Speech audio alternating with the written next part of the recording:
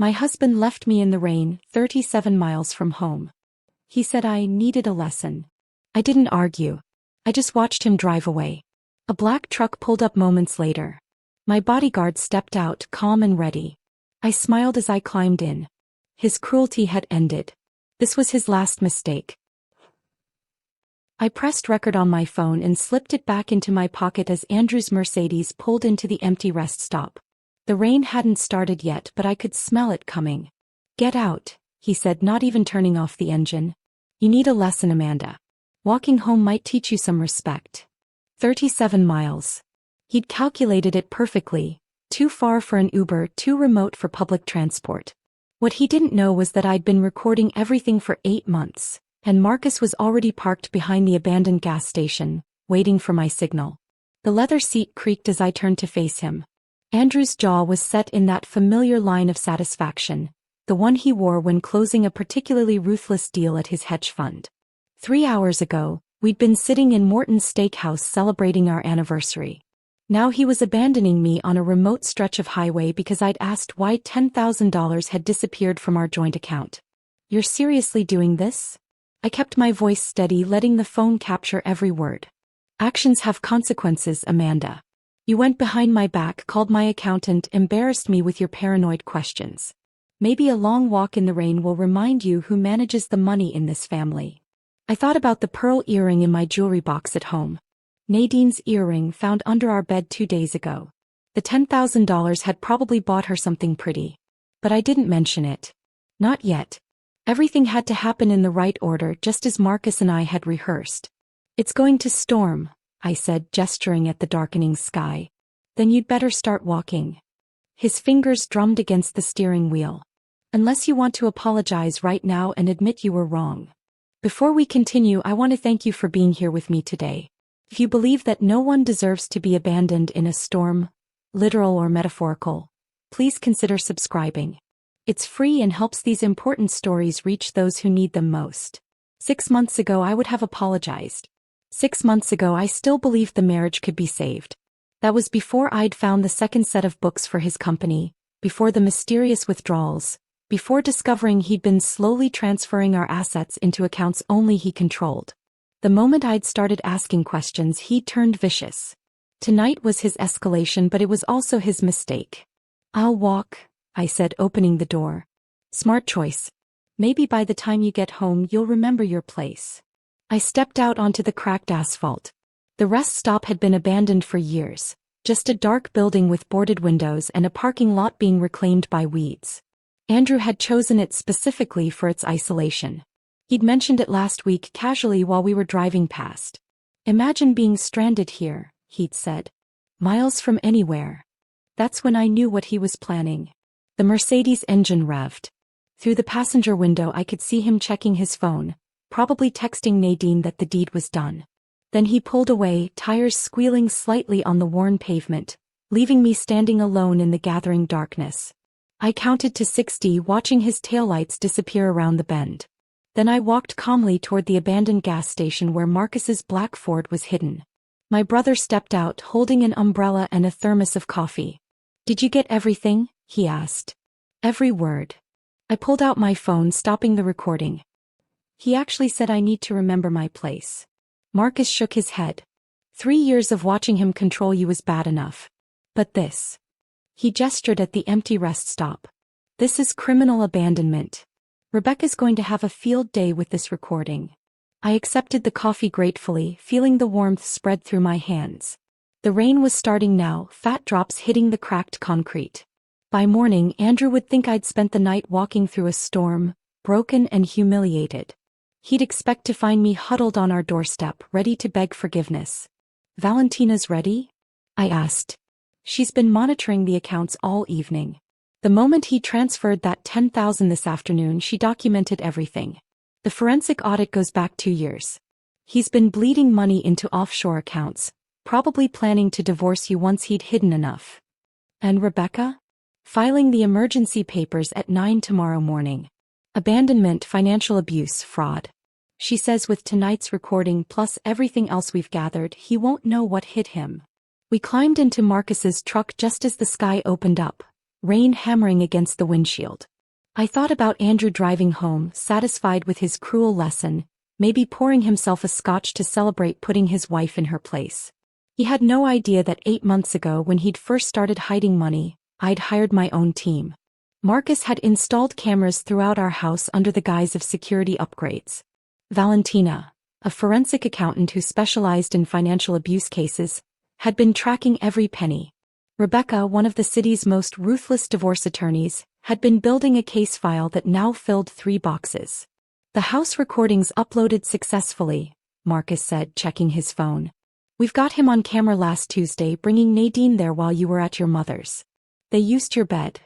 I felt something cold settle in my chest. Not heartbreak, that had passed months ago.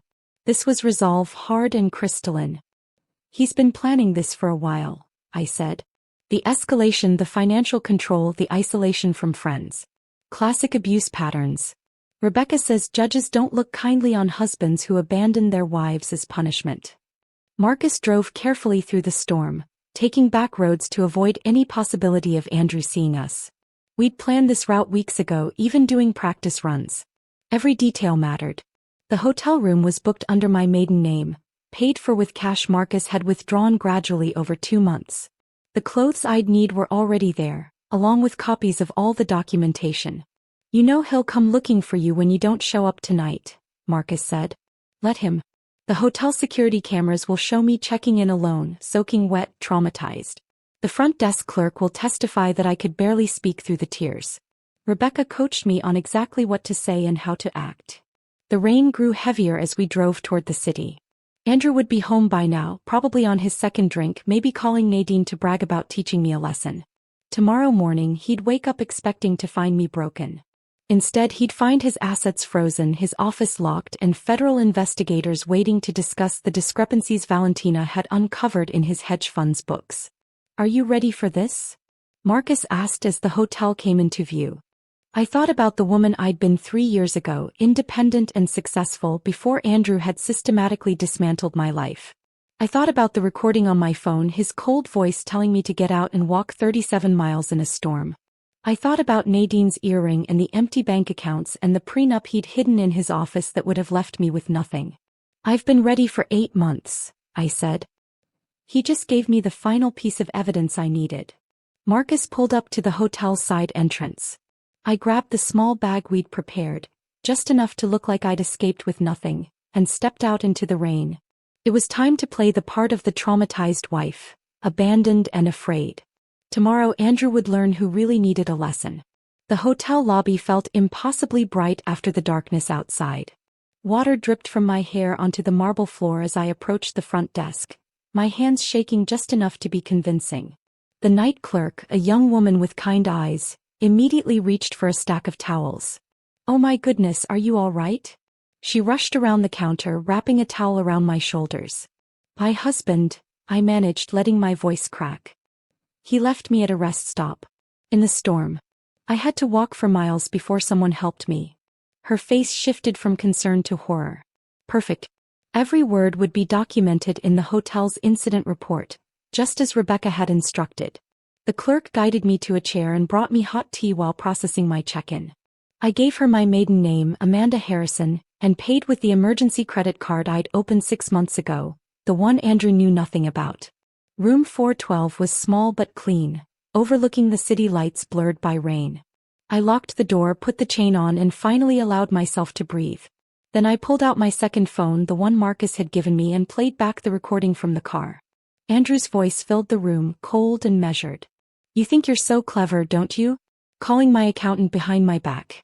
Asking questions about our finances like you'd understand the answers. My own voice, carefully controlled. It's our money, Andrew. I have a right to know where it's going. Our money. His laugh was sharp. I earn it. I manage it. You spend it on overpriced groceries and those ridiculous charity luncheons. $70 for organic vegetables last week, Amanda. $70. I remembered that shopping trip. I'd bought ingredients for the dinner party he'd insisted on hosting for his clients. The same dinner where he'd spent $800 on wine without blinking. The recording continued. You embarrassed me at the Morrisons' party. contradicting me about the European markets in front of my colleagues. Where did you even get those opinions? Some morning talk show. I have an MBA from Northwestern, Andrew. I worked in financial services for 5 years before we met. Before I rescued you from that mediocre career, you mean? You were analyzing penny stocks at a third-tier firm. I gave you a life you never could have achieved on your own. I closed my eyes, remembering the woman I'd been at Henderson Investments. I hadn't been analyzing penny stocks. I'd been managing a portfolio worth $30 million. But Andrew had rewritten history so many times, sometimes even I forgot the truth. My phone buzzed. A text from Marcus. Valentina found something. 3 more accounts in the Caymans. He's been moving money for 18 months. 18 months. I thought back to when things had started changing. The sudden interest in separate checking accounts, for tax purposes. The financial advisor who appeared without explanation. The documents he'd asked me to sign without reading because, it's just routine stuff, trust me. Another text, this one from Rebecca. Judge Coleman agreed to emergency hearing tomorrow at 2 p.m. Bring the recording. Judge Patricia Coleman had a reputation for seeing through men like Andrew. She'd presided over 3 high-profile financial abuse cases in the past year, all resulting in favorable outcomes for the wives. Rebecca had specifically waited for her rotation. I changed into the dry clothes from the emergency bag I'd hidden here yesterday, then sat at the small desk and began writing. Not the statement Rebecca would help me polish for court, but notes for myself, reminders of who I really was beneath the person Andrew had tried to create. I wrote about the promotion I'd turned down because Andrew said the travel would strain our marriage. The investment opportunity I'd identified that would have tripled my personal savings, if I'd still had personal savings.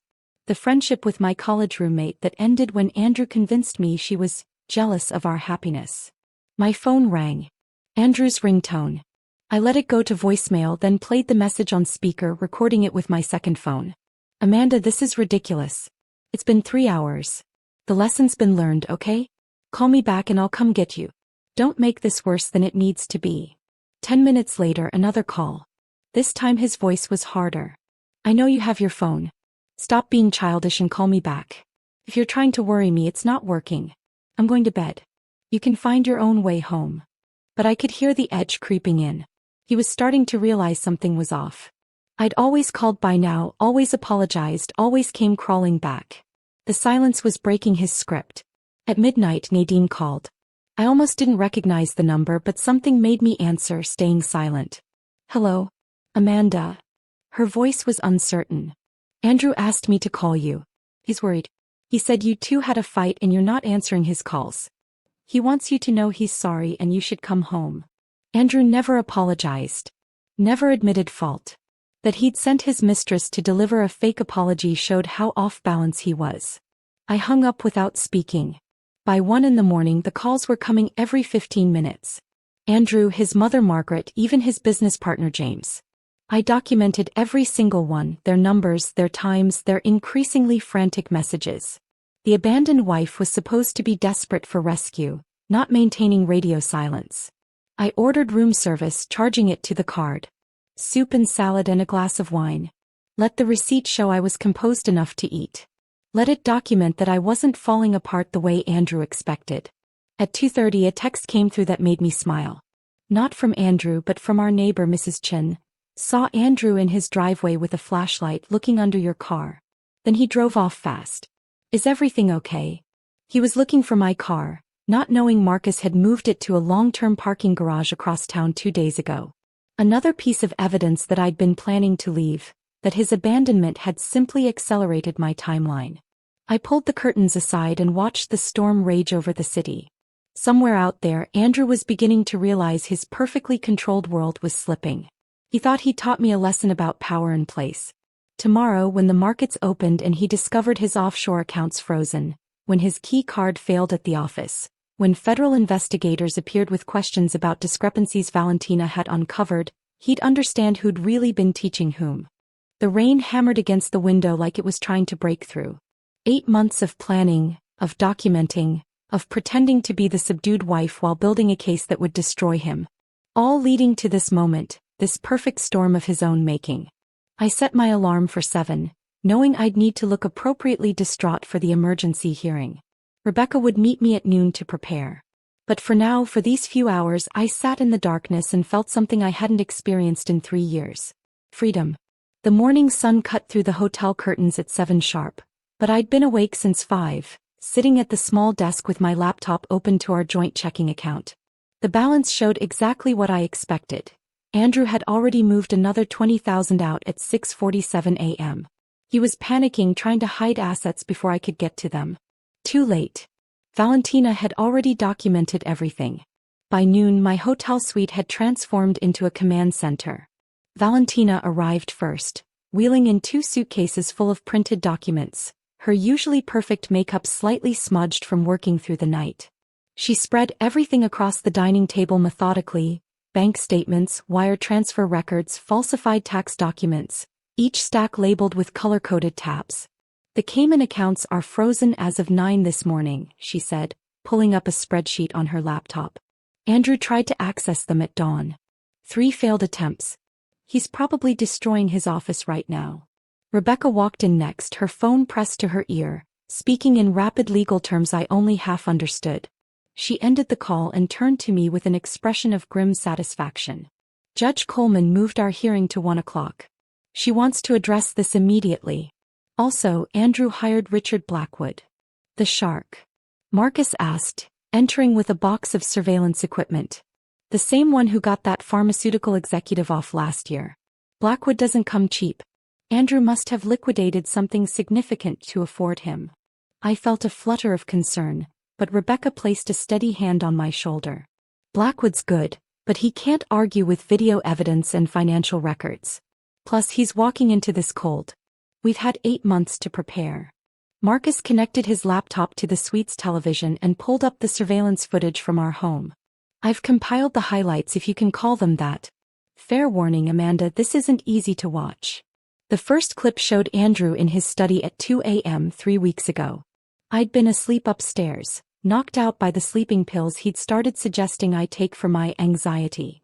On screen, Andrew carefully photographed documents from our safe, then placed them back exactly as they were. The documents were our joint investment portfolios, my mother's power of attorney forms, and the deed to the lake house my grandmother had left me. "He's been building a duplicate file," Valentina explained, "creating forgeries with subtle changes. If you hadn't caught this, he could have slowly replaced the originals." The next clip was worse. Andrew and Nadine in our living room 2 months ago when he told me he was at a client dinner. She was wearing my robe, the silk one from our honeymoon in Paris. They were laughing about something on his phone. "Turn the volume up," I said, though my stomach churned. Andrew's voice filled the room. She actually believed me when I said the conference was mandatory. "I've trained her well. A few more months and I'll have everything transferred. Then we can stop this charade." Nadine's giggle was like nails on glass. "The prenup really says she gets nothing? The prenup's irrelevant. She'll never fight it. Amanda doesn't have the spine. By the time she realizes what's happening, we'll be in Costa Rica, and she'll be too broken to do anything about it." Marcus paused the video. The room was silent except for the hum of the air conditioning. I stood up, walked to the window and stared at the city below. Somewhere out there, Andrew was probably in his office trying to figure out why his computer access was revoked, why his assistant couldn't reach the bank, why everything was falling apart. "There's more," Marcus said quietly. "Do you want to see it?" I nodded. The next clip showed Andrew on the phone in our garage, pacing between our cars. The timestamp showed last Tuesday when I'd been at my book club. "Jennifer's been perfect," he was saying. "She has no idea I'm recording our conversations. Every detail about Amanda's mother's estate, the Alzheimer's diagnosis they're hiding, the trust fund from their father. It's worth nearly $2 million and Amanda doesn't even know it exists." My legs felt weak. Jennifer, my younger sister who I'd been protecting from her gambling addiction for years, who I'd covered for with our parents countless times. She'd been feeding Andrew information about our family, about money I didn't even know existed. "When did he contact her?" I asked, my voice barely a whisper. Valentina pulled up phone records. "First contact was 13 months ago. Regular calls started 10 months ago. Always when you weren't home. He's been paying her debts in exchange for information." Rebecca checked her watch. We need to leave for court in 30 minutes. Amanda, are you ready for this? Seeing him today. I turned from the window. Show me the rest first. I need to know everything. Marcus clicked to another folder. These are from his office computer. I had a contact in IT pull them before Andrew's access was cut this morning. The screen filled with emails between Andrew and his attorney, dated 6 months ago. The subject line read, Project Fresh Start. Inside were detailed plans for divorcing me, including psychological tactics to make me doubt myself, financial moves to leave me destitute, and even suggestions for gradually increasing emotional abuse to make me more compliant during proceedings. One line stood out. The key is to make her believe she's going crazy. Gaslight consistently. Hide things, deny conversations, contradict her memories. By the time we file, she'll be too unstable to fight effectively. I thought about all the times over the past year when Andrew had told me I was misremembering things. The dinner reservation I'd made that he swore I'd never told him about. The conversation about visiting my parents that he claimed never happened. The jewelry that went missing, then reappeared in strange places. I'd started writing things down secretly, thinking I was losing my mind. He was following a playbook, Rebecca said. This attorney, Douglas Stern, specializes in high-net-worth divorces where one spouse wants to leave the other with nothing. He's currently under investigation by the bar for ethics violations. Valentina pulled up one final document. This is what triggered our emergency filing this morning.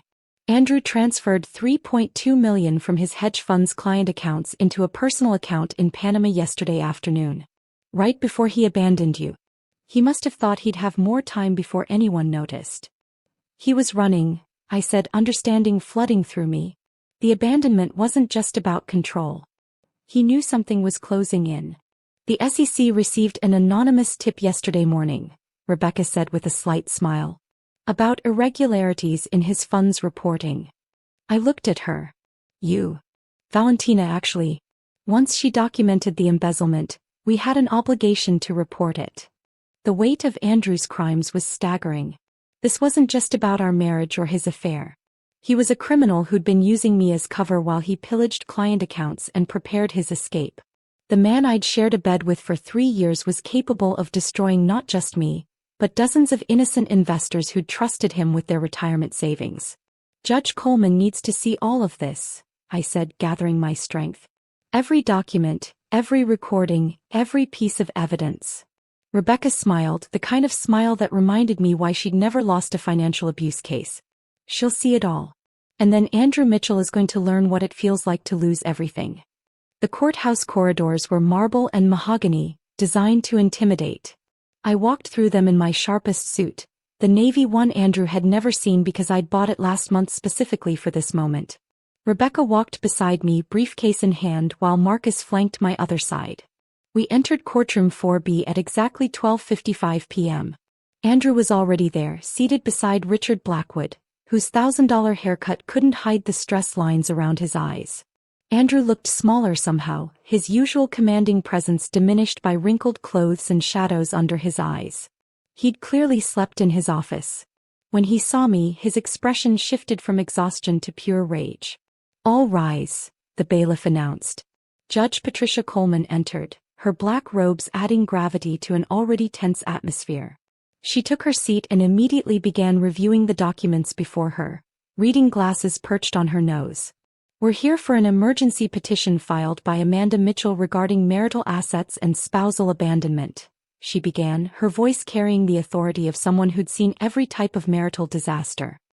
Mr. Blackwood, I see you've just been retained this morning. Yes, Your Honor. We request a continuance to properly review. Denied. Your client allegedly abandoned his wife in dangerous conditions last night. Time is of the essence. He turned to Rebecca. Counselor, present your evidence. Rebecca stood, smooth as silk. Your Honor, at approximately 8:47 p.m. yesterday, Andrew Mitchell deliberately abandoned his wife at a rest stop 37 miles from their home during a severe storm. We have audio recording of the incident. She played the recording through the courtroom speakers. Andrew's voice filled the space, cold and clear. You need a lesson, Amanda. Walking home might teach you some respect. I watched Andrew's face go white. Blackwood leaned over, whispering furiously. Andrew shook his head, gesturing wildly with his hands.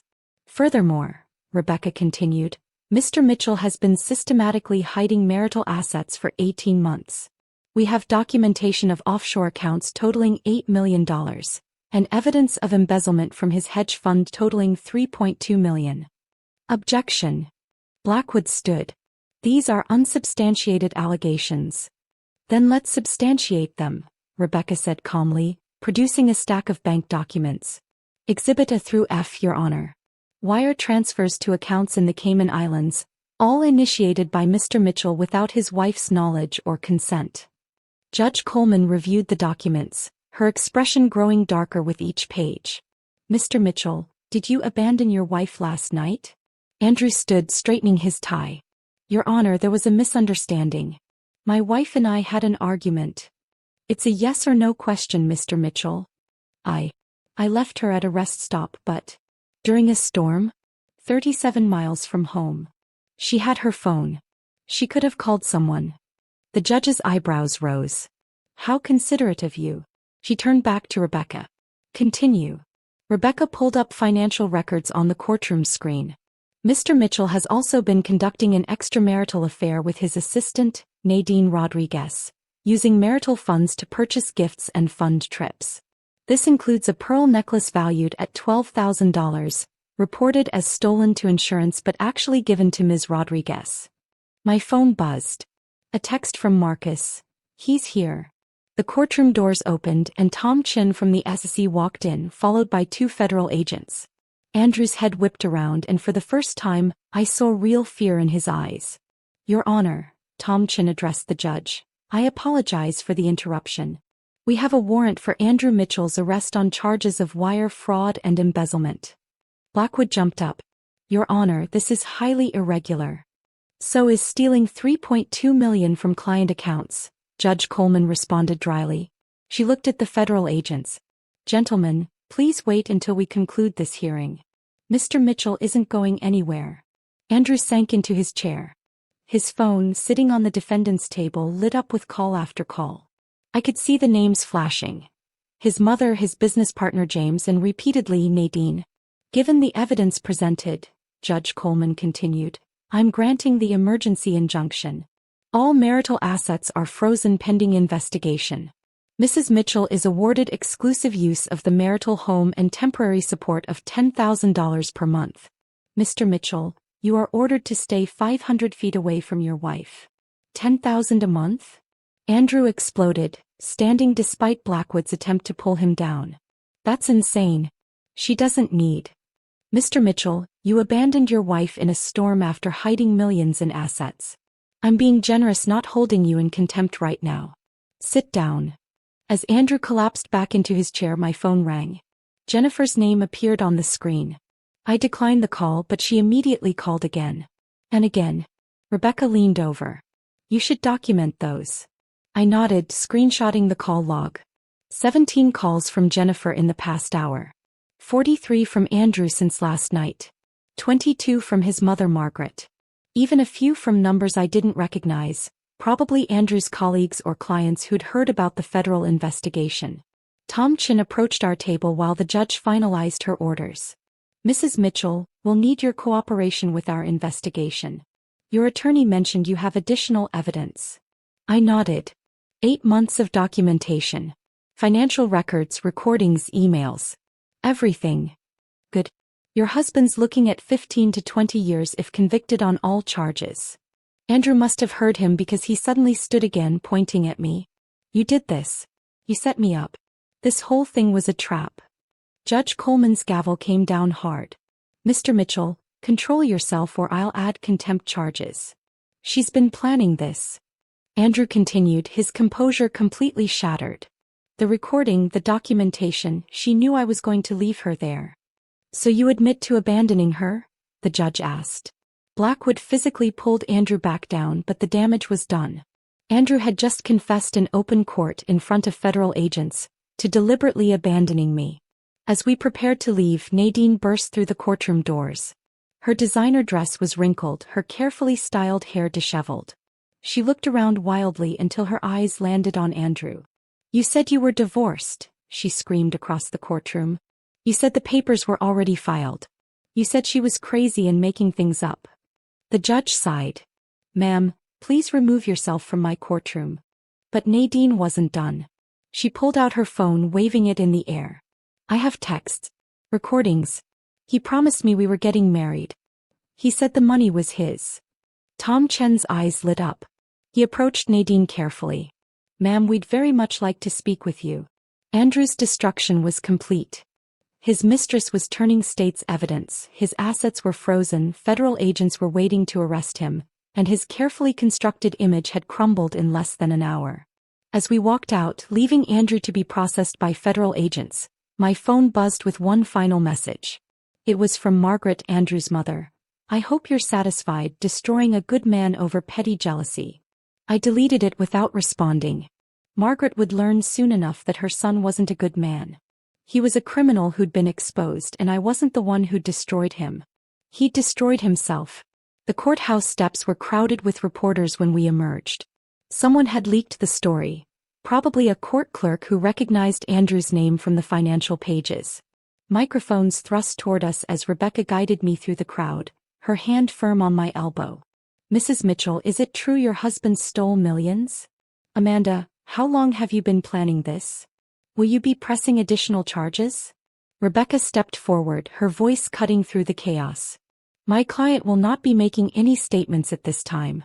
The federal investigation is ongoing. We pushed through to Marcus's truck and I caught a glimpse of the evening news van setting up across the street. By tonight, Andrew's face would be on every local channel. The golden boy of Minneapolis hedge funds, arrested for embezzlement and fraud. Margaret must be dying inside. Back at the hotel, I collapsed onto the couch while Rebecca poured us both water. My phone hadn't stopped buzzing since we'd left court. I scrolled through the messages, each one a different flavor of shock or judgment. A text from my hairdresser. Just saw the news.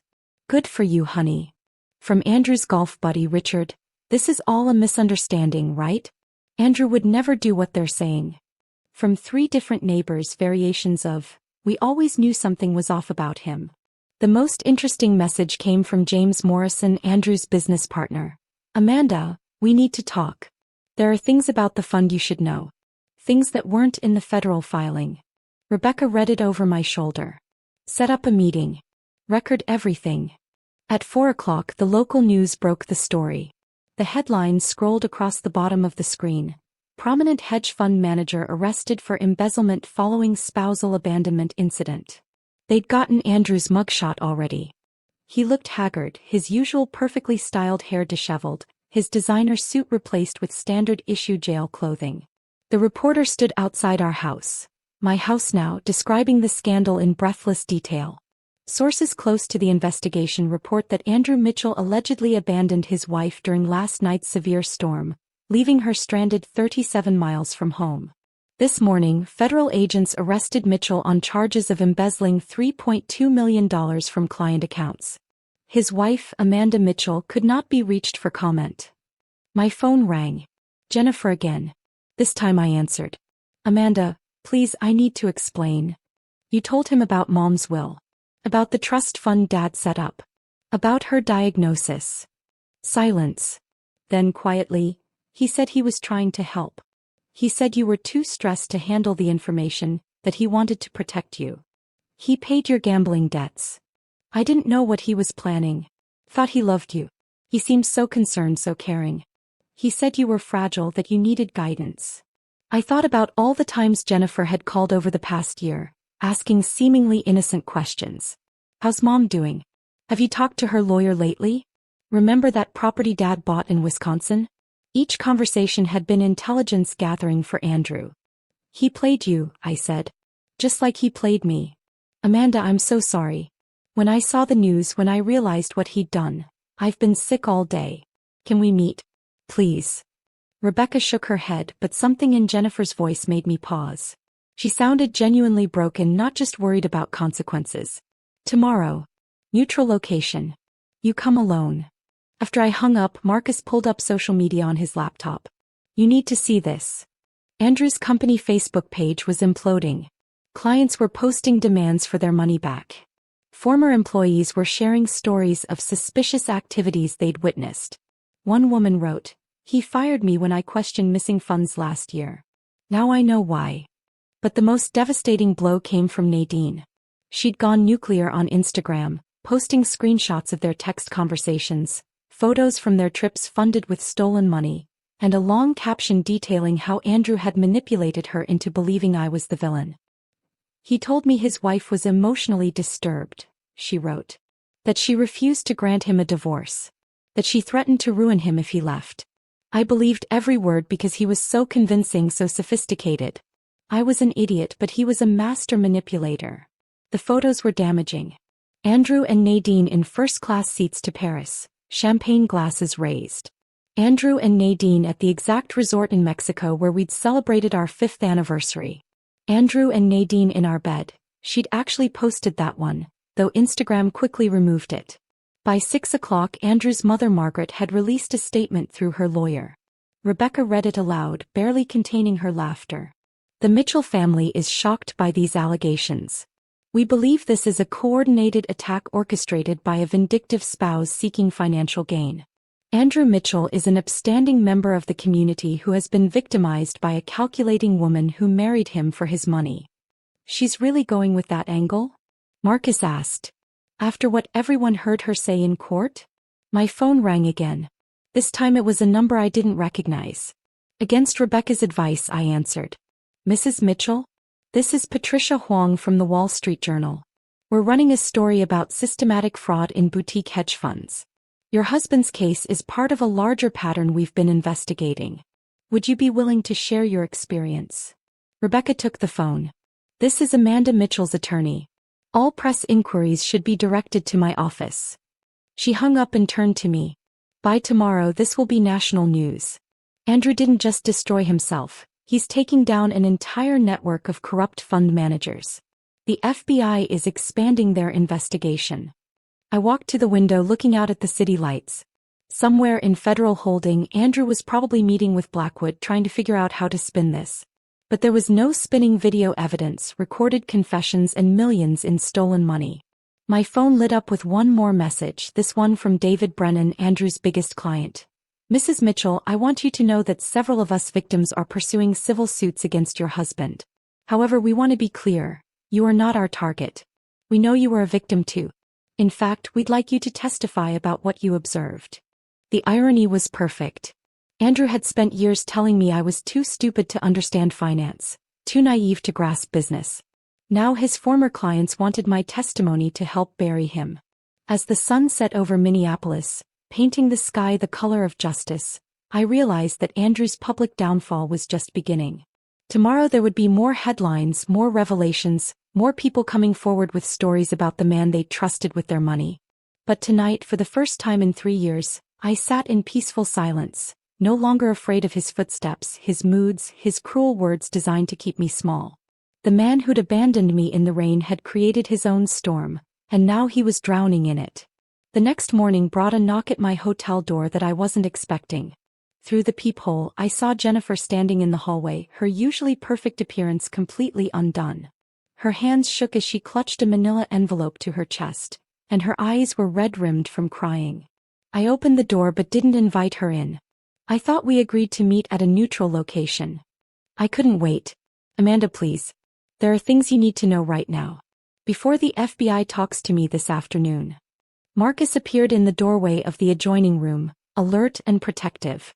I nodded to him that it was okay, then let Jennifer inside. She sat on the edge of the couch, placing the envelope on the coffee table with trembling fingers. "Andrew first contacted me 13 months ago," she began, her voice barely above a whisper. "He knew about the gambling.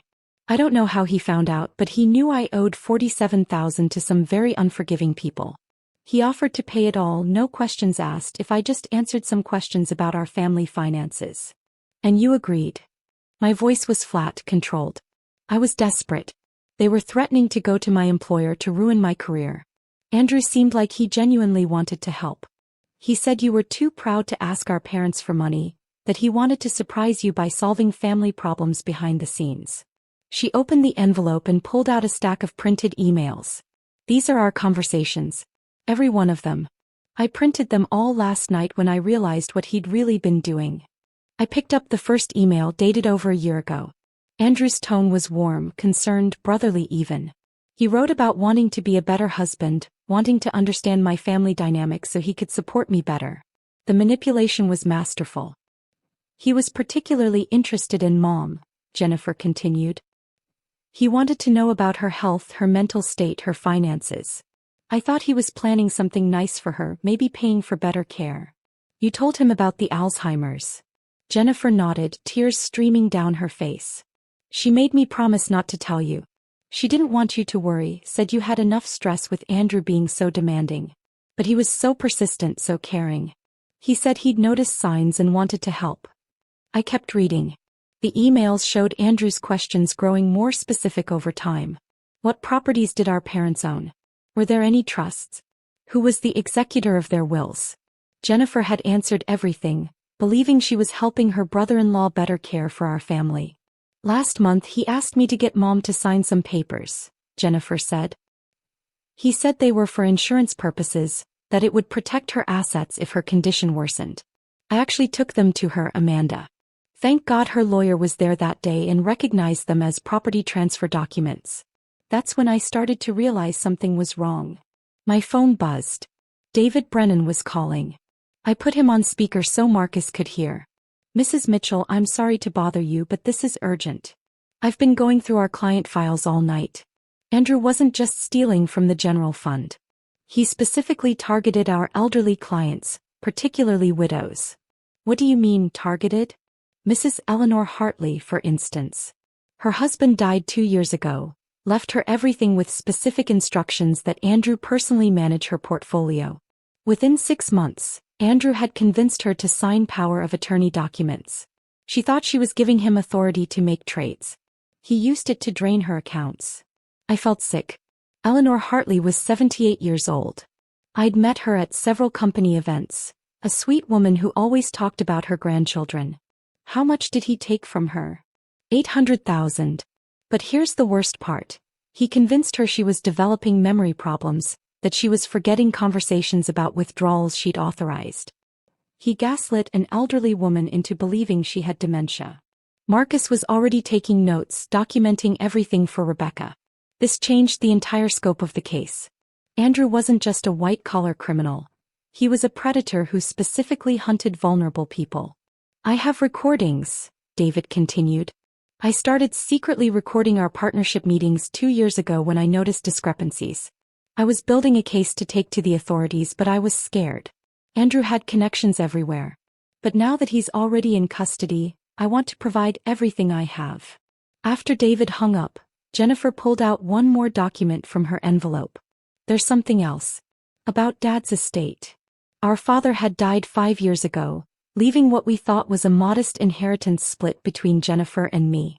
But the paper she handed me showed something different. A trust account in my name alone, established the year before he died. He knew about my gambling even then, Jennifer said quietly. He loved me, but he didn't trust me with money. So he set this up for you with Mom as the trustee. It's worth about $2 million. Andrew found out about it through me, and he's been trying to access it for months. I stared at the document. $2 million my father had hidden to protect it from both Jennifer's addiction and, unknowingly, from my husband's greed. The account was held at a small private bank in Wisconsin, one Andrew wouldn't have known about without Jennifer's information. We need to go see Mom, Jennifer said. Today. She's been holding on to something for you, something she wouldn't even tell me about. She said she was waiting for the right moment. An hour later, we sat in my mother's room at the memory care facility.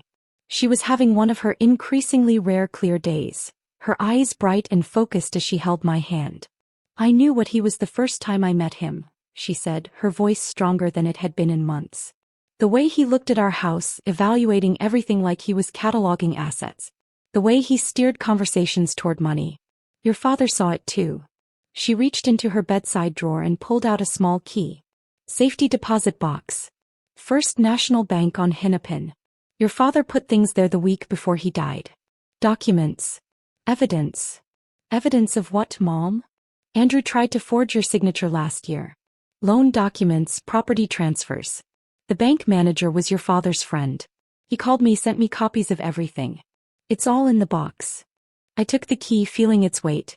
My father had been protecting me even from beyond the grave, and my mother had been standing guard over that protection despite her declining memory. There's more, Mom said, her grip tightening on my hand. The FBI came here yesterday. Not about Andrew's arrest, about something bigger.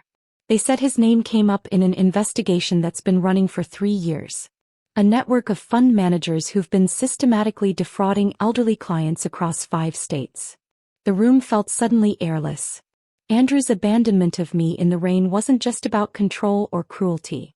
He'd known the FBI was closing in. He'd wanted me broken and compliant because he thought he could use me as either a shield or a scapegoat when everything collapsed. He never expected you to fight back, my mother said, a small smile crossing her face. Men like him never do. They think kindness is weakness. They're always surprised when they learn otherwise. As we prepared to leave, my mother squeezed my hand one more time. Your father would be proud of you. You're stronger than Andrew ever imagined. Driving away from the facility, Jennifer beside me and Marcus following in his truck, I thought about the layers of deception Andrew had built. Each revelation peeled back another level of his criminality. He wasn't just a bad husband or a corrupt fund manager. He was the center of a web of financial abuse that had destroyed dozens of lives. But he'd made one fatal error. He'd assumed that the woman he'd left in the rain would stay there, broken and defeated. Instead, she'd become the storm that would wash away everything he'd built on the suffering of others. The First National Bank on Hennepin stood like a fortress of old money and older secrets. Jennifer waited in the car while Marcus accompanied me inside, where the safety deposit box my mother had protected waited in a climate-controlled vault. The bank manager, Mr. Paulson, remembered my father well and handled the key with the reverence of someone who understood he was part of something significant. Inside the box lay a stack of documents that made my hands tremble. Forged loan applications with my signature, dated 6 months ago. Property transfer papers for my grandmother's lake house, which Andrew had apparently tried to sell without my knowledge. Bank statements from accounts I'd never seen, opened in my name but controlled by Andrew. My father had somehow obtained copies of everything, his handwriting on sticky notes explaining what each document meant. One note, attached to a forged power of attorney document, simply read, "He will try to take everything. Don't let him." Marcus photographed every page while I sat in stunned silence. The scope of Andrew's betrayal kept expanding, like ink spreading through water. This wasn't just about our marriage or even the stolen millions. He'd been systematically working to erase my financial existence, to make me completely dependent on him or worse, to frame me for his crimes if necessary. 4 months later, I walked into the federal courthouse for the first day of Andrew's criminal trial. The media attention had only intensified since his arrest. News vans lined the street. Reporters called out questions I didn't answer. I wore a charcoal gray suit that had never seen the inside of our shared closet, bought specifically for this moment. Professional, dignified, expensive enough to show I wasn't broken. Andrew sat at the defendant's table in a suit that no longer fit properly. He'd lost weight in federal custody, and his formerly perfect hair had grown out awkwardly. When our eyes met across the courtroom, I smiled, the same serene smile I used to give him over morning coffee when he'd lecture me about my spending. But now that smile carried the weight of everything I knew and everything he was about to lose. The prosecutor, Assistant U.S. Attorney Michael Torres, laid out the case methodically. 12 counts of wire fraud. 2 counts of elder abuse. 1 count of conspiracy to commit financial crimes. The evidence was overwhelming. Doctored books, hidden accounts, forged documents, recorded conversations where Andrew explicitly discussed stealing from clients. For 11 days, witness after witness took the stand. Elderly clients described how Andrew had convinced them to sign documents they didn't understand. Former employees testified about being ordered to falsify records. The forensic accountant walked the jury through the labyrinth of offshore accounts and shell companies Andrew had created. On day 12, the courtroom doors opened and Nadine Rodriguez walked in. She looked nothing like the polished young woman who'd worn my grandmother's pearls. Her designer clothes had been replaced with a conservative dress, her elaborate hairstyle with a simple bun. She'd been granted immunity in exchange for her testimony, and she was about to bury Andrew with it. Ms. Rodriguez, the prosecutor began, how long were you romantically involved with the defendant? 18 months, Nadine answered, her voice steady but quiet. And during that time, did Mr. Mitchell ever discuss his business practices with you? Yes. Frequently. He thought it was amusing to explain how he was moving money around without anyone noticing. He called it playing three-dimensional chess while everyone else played checkers. She produced recordings from her phone, conversations where Andrew bragged about targeting elderly clients, about hiding money from me, about his plans to disappear to Costa Rica once he'd accumulated enough. In one recording, his voice clear and damning, he said, "Amanda's the perfect cover. Sweet, trusting, asks no questions. By the time she figures out what's happening, I'll be gone and she'll be left holding the bag." But Nadine's most devastating revelation came near the end of her testimony. 3 weeks before his arrest, Andrew told me he was planning to leave me too. He had another woman in Costa Rica, someone he'd met online. He was going to abandon me just like he abandoned his wife. The look on Andrew's face was worth every moment of pain he'd caused me. His jaw dropped, his attorney frantically whispered in his ear, but the damage was done. His mistress had just revealed that he'd been playing everyone, including her. The next day brought another shock. A young man named Christopher Walsh took the stand. 22 years old, with Andrew's same sharp jawline and calculating eyes. The prosecutor established his identity quickly. Andrew's son from a college relationship, whose existence Andrew had hidden for over 2 decades. My mother has been receiving payments from Andrew Mitchell for 22 years, Christopher testified. $1,500 a month to keep quiet about my existence. She has records showing the money came from his client accounts. I watched Andrew shrink in his chair as Christopher continued. He told my mother that if she ever contacted his family or went public, he'd destroy her reputation and ensure she never worked in finance again.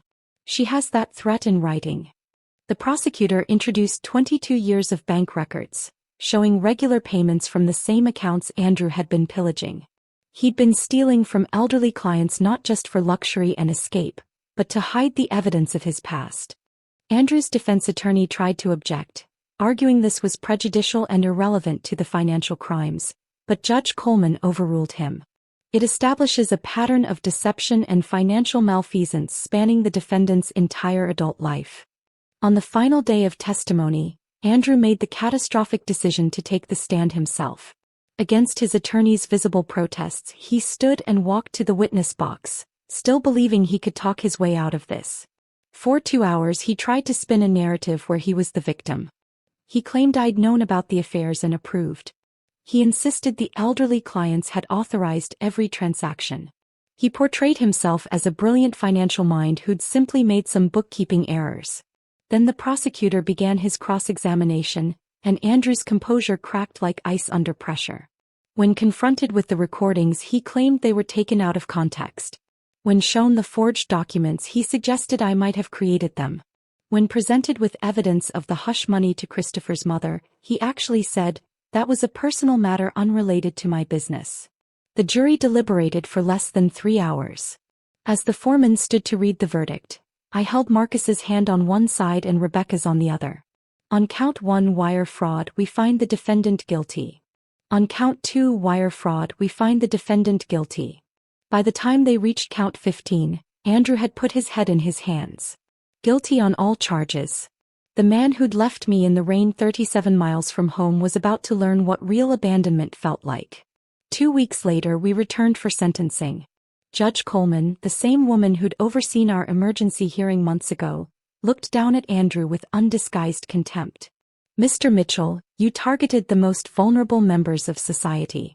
You betrayed the trust of clients, colleagues, and family. You showed no remorse, accepting no responsibility even when confronted with overwhelming evidence of your crimes. This court sentences you to 96 months in federal prison without the possibility of early release." 8 years. Andrew would spend 8 years behind bars. As the bailiffs prepared to lead him away, he turned to me one last time. "This isn't over," he mouthed. I stood and spoke clearly, knowing the courtroom microphones would capture every word. "You're right. The civil suits start next month." The bailiffs led Andrew away in shackles, and I walked out of the courthouse into a September afternoon that felt like the first day of spring. The civil suits would indeed start next month, with 17 of Andrew's victims seeking restitution, but that was Rebecca's battlefield now. I had something more important to build. The whistleblower reward came through 6 weeks after Andrew's sentencing, $1.2 million for providing information that led to the recovery of stolen funds. Combined with the assets the court awarded me and the trust fund my father had protected, I suddenly had the resources to do something meaningful with the pain Andrew had caused. Marcus found the building first, a renovated Victorian in Minneapolis's Whittier neighborhood that had previously housed a law firm. 3 stories, 8 offices, a conference room large enough for group sessions, and most importantly, multiple exits. Something women escaping dangerous situations would need. We signed the lease on a Thursday. By Monday, the Phoenix Foundation had its home. "We need proper security systems," Marcus said, walking through the empty rooms with his tablet making notes. "Panic buttons in every office, secured entry, surveillance that actually protects people instead of monitoring them." Valentina arrived with boxes of filing systems and encryption software. "I've already had 3 forensic accountants reach out wanting to volunteer their services. Word's spreading in the financial community about what we're doing." Rebecca had taken a leave of absence from her practice to help establish our legal aid program. "We need to be careful about how we structure this," she said, spreading incorporation documents across the conference table. "We're going to be dealing with dangerous situations, angry spouses, potential legal retaliation. Everything has to be bulletproof." Within a month, we had our first client. Maria, a teacher whose husband had hidden their savings and threatened to report her to immigration services if she tried to leave, even though she was a citizen. Valentina found the money. Rebecca filed the papers. Marcus arranged safe transportation. I sat with Maria while she cried, remembering my own tears in that hotel room the night Andrew abandoned me. Jennifer arrived at the foundation on a rainy Tuesday, 3 months sober and carrying a box of donuts as a peace offering. "I want to help," she said simply. "I know what it's like to be manipulated, to be so desperate you betray people you love. Maybe I can help others see the signs before it's too late." We started her as a volunteer, answering phones and filing paperwork. But Jennifer had a gift for talking to women who called in crisis. She understood desperation and shame in ways that even trained counselors sometimes missed. Within 6 months, she was running our support groups, sharing her story of how Andrew had exploited her addiction to gather information, helping others recognize when they were being used. My mother came to visit on one of her clear days, Marcus driving her carefully through the city she'd once known so well. She sat in my office, looking at the framed photos on the walls. Women who'd given permission to share their success stories, faces beaming as they stood in front of new apartments, at graduation ceremonies, with children they'd managed to keep safe. "Your father would be so proud," she said, touching a photo of a woman who'd escaped with 3 children and was now in nursing school. "He always said the best revenge against cruelty was kindness to others." She pulled out an envelope from her purse. "This came to the house. I thought you should see it." Inside was a newspaper clipping from the prison newsletter. Andrew had been elected treasurer of the Inmates Investment Club. Even behind bars, he was trying to maintain his image as a financial genius. I almost laughed at the absurdity of it. The surprise volunteer came 7 months after the trial. Nadine Rodriguez stood in our reception area, looking nothing like the woman who'd worn my grandmother's pearls. She'd cut her hair short, traded designer clothes for simple slacks and a button-down shirt, and carried herself with a humility I'd never seen before. "I've been in therapy," she said, sitting across from me in my office. "Working through how I got involved with someone like Andrew, why I ignored the red flags, why I participated in hurting you. I know I can't undo what I did, but maybe I can prevent other young women from making my mistakes." She started by speaking at colleges, warning business students about older men in power who promise career advancement in exchange for companionship. She was brutally honest about her own choices, taking responsibility while also explaining the gradual manipulation that made those choices seem reasonable at the time. "He made me feel special," she told a group of graduate students one evening. "Like I was smarter and more sophisticated than other women my age. By the time I realized I was just another victim in his game, I was in too deep to see the exit." 1 year after Andrew's sentencing, a letter arrived at the foundation. His handwriting was still perfect, even on prison stationery. 4 pages of vitriol, blaming me for his downfall, claiming I'd orchestrated everything from the beginning, that I'd entrapped him. He listed every perceived slight, every moment he now realized had been part of my plan. The final line read, "I hope you learned your lesson." I had the letter professionally framed and hung it on my office wall, right next to my degrees and certifications. When clients asked about it, I told them the truth. Yes, I had learned my lesson. I'd learned that when someone shows you who they are through their cruelty, believe them. I'd learned that patience and planning could overcome years of abuse. Most importantly, I'd learned that the best response to someone trying to break you is to become unbreakable, then use that strength to lift others. 18 months after that night at the rest stop, I stood in my office looking at a wall covered in thank you cards. 87 women had found safety through the Phoenix Foundation. Some had needed just legal advice and financial forensics. Others had required complete extraction plans, safe houses, and new identities. Each one had arrived broken in some way, convinced they were trapped, that their situation was hopeless. Eleanor Hartley, the widow Andrew had defrauded, had become our biggest donor. She'd recovered most of her money through the civil suits and insisted on funding our emergency shelter program. "That man tried to convince me I was losing my mind," she said at our fundraising gala. "Amanda showed me I was actually finding my strength." The rain was falling again outside, drumming against the windows of the Victorian that housed hopes and second chances. I thought about that night 37 miles from home, standing in the downpour while Andrew drove away, confident he'd broken me. He'd thought he was teaching me about power and control, about knowing my place. Instead, he taught me that cruelty creates its own destruction, that every action has consequences, and that sometimes the person you abandon in the rain has already seen the storm coming and prepared accordingly. Through the Phoenix Foundation, his act of calculated cruelty had become the catalyst for saving women he never believed deserved saving. The ultimate lesson, the one Andrew never saw coming, wasn't about obedience or respect or knowing one's place. It was about transformation. He tried to leave me powerless in a storm. Instead, I'd become the shelter. If this story of calculated justice kept you on the edge of your seat, hit that like button right now.